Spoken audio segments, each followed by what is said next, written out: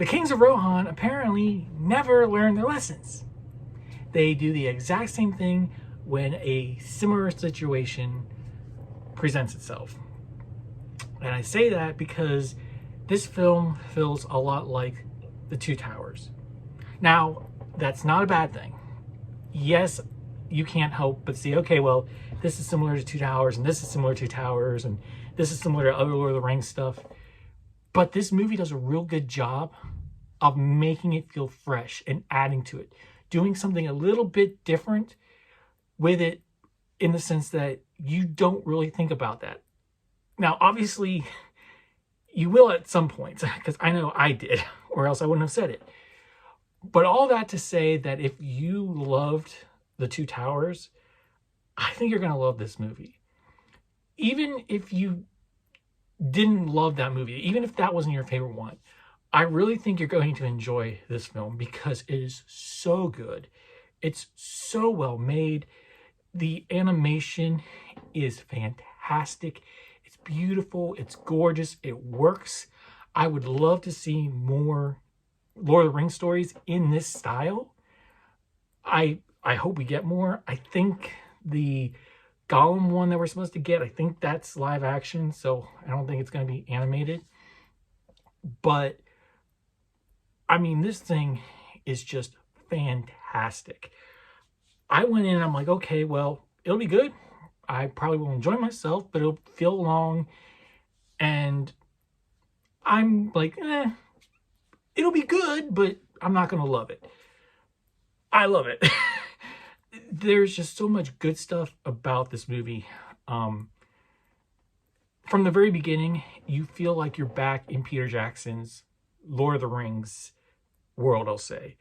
Back in those films, I mean, this feels like you could watch this, then watch The Hobbits, then watch The Lord of the Rings. As soon as the opening credits start to show up, you hear that Lord of the Rings music. You hear that classic theme that you heard at the beginning of every single one of the Lord of the Rings. And I'm not even going to attempt to do it because I can hear it, but for some reason I can't hum it. I mean, it feels like Lord of the Rings. You've got the voiceover with Eowyn talking about what happened. She's the one telling the story this time. She's the Galadriel for this movie. And then you've got the opening titles themselves. They look just like the original Lord of the Rings movies. They present, the main the title as if like the way they did Fellowship of the Ring, sorry. They say the same thing here with the War of the Rohirrim. And you're instantly thrust back into this world. I mean, it just gets going. It doesn't stop. It introduces you to its main character, or our main character, Hera, and right away you're into it. I will say at the beginning, I'm like, is this real shots? Because there were shots that I guess they had to have been animated that looked so real. But the way they do it is great. The map, I'm repeating myself. The way they start this movie and the way it looks is fantastic. The battle scenes look great. The one-on-one confrontations are great. The backdrops, the surroundings, the settings, the characters, everything looks great. It's gorgeous. And I thought that maybe the anime would take me out of it. And honestly, it doesn't. There is one nitpick I will say, though. There was one moment early on where the way it was animated, the way the character moved, I felt like it was like this, like kind of jerky. And that took me out of it. It looked like maybe they didn't completely finish it. Maybe it just wasn't well animated. I kind of thought, oh, well, I guess that's kind of how anime is done. But then as we got through more of it, I'm like, no, I think that was just a small problem. The story itself, I think, is solid. I think it's a really interesting story. It's very well told. I did overhear some people as I came out of the theater try to start nitpicking some things. They're like, well, this doesn't make sense. Or this, why would this happen? And I'm just like, okay, I didn't really think about that. Things can happen. For me, the story worked. Maybe you could have cut a couple minutes off it at times with all the establishing shots they did, some of the slow motion stuff they did, flying over a scene, or, maybe they could have sped it up a little bit. But I thought it was very well done. It was gorgeous to look at. And even just watching the film, I was so absorbed in the story, in these characters, and what was happening, that I was like, I just want to know what's going on. I barely drank any of my drink I had. That's how invested I was. And, they established really early on who the main characters are here, who the villains are going to be, who the heroes are going to be. And the voice talent is fantastic. They really bring these characters to life. And, I'm not going to give too much or really anything away. But part of the reason I think the movie works so well is because of the performances. The voice talent here really brings life to these characters, really shows the relationships between characters, the dedication, the devotion, loyalty, the anger, the hatred in all the characters. It works so well. And you kind of understand a little bit where everybody's coming from. And for me, it has one of my new favorite characters. I never really had a favorite character in Lord of the Rings. I've liked a lot of characters.